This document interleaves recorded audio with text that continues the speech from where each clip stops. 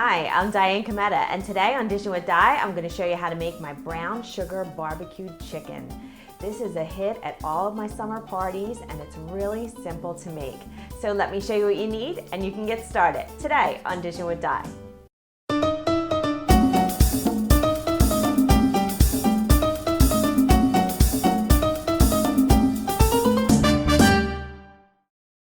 You need some chicken thighs that have been washed and patted dry, some canola oil, some salt, garlic powder, and thyme leaves, some light brown sugar, some barbecue seasoning, and some freshly ground black pepper.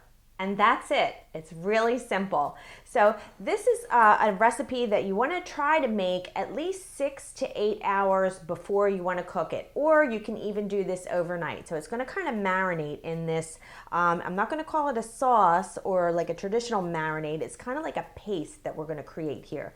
So what you're going to do in a nice sized bowl is first I like to take the dry ingredients, so the sugar and the barbecue seasoning. Now this is the barbecue seasoning that you can find in your grocery store on the shelf. It's already prepared with a mixture of seasonings in there. So I really like that. And mix that in with the brown sugar and then the garlic powder and the salt and the thyme. Basically, you just want to combine this. So I'll just do it with my fingers today.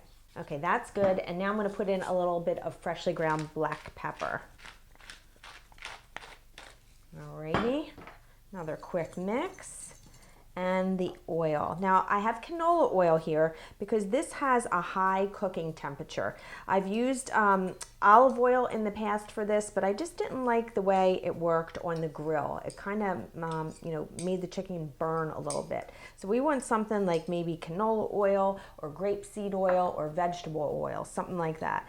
So now you're just going to mix that up. Just put your chicken in here and you're just going to coat the chicken. Kind of toss it around in there. You see how it coats it really nicely? So you don't need all that much. This chicken came out of the fridge. I just rinsed it off, patted it dry, and now I'm coating it with this, and I'm gonna pop it back into the refrigerator. Now, got some plastic wrap here. You wanna cover it because you don't want any cross-contamination possibilities there. So try to keep this away from any of your fruits and vegetables in your refrigerator. And then I'll see you back here in 6 to 8 hours and I'll show you what we're gonna do next. My chicken marinated overnight and I've had it sitting out at room temperature on this plate for about 45 minutes. So I've removed it from the cold bowl that it was in and I put it on this plate from my cabinet to let it come up to room temperature. I've also preheated my grill outside to 400 degrees and I'm gonna go out there and get this started. I've put my chicken on the grill with the skin side up and I'm going to close the lid and let this cook for 10 minutes. Now I just want to mention that this is an infrared grill, so this cooks probably a little bit more efficiently and at like a higher temperature than the average grill. So my husband said it's important for me to point that out to you. So cooking times may vary. So it takes about 10 minutes for us for it to get a nice brown color, and I'm going to show you that right now. And that's what you're looking for.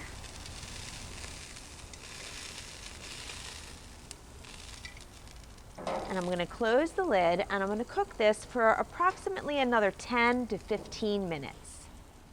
Okay, the chicken looks nice and brown on both sides. So now what I'm going to do is just check the internal temperature to make sure it's about 165 degrees Fahrenheit. This is definitely done, so I'm going to take my chicken off and let it rest. Doesn't that look gorgeous? I have to get a taste of this. Look at that. It's all moist and delicious, and look at the outside. Crisp and juicy and filled with flavor.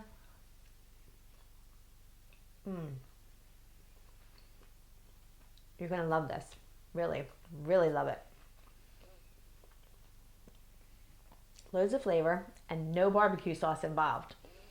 Now I'm going to be serving this with my homemade macaroni salad and some other things, and for dessert I'm making my chocolate banana cupcakes with cream cheese frosting. So you have to check that recipe out too. This recipe and everything else can be found on my website, dishinwithdi.com. So don't forget to check everything out and subscribe if you haven't subscribed to my channel yet. I look forward to seeing you next time, and I hope I made your life a little easier, more enjoyable, and delicious. Bye-bye now.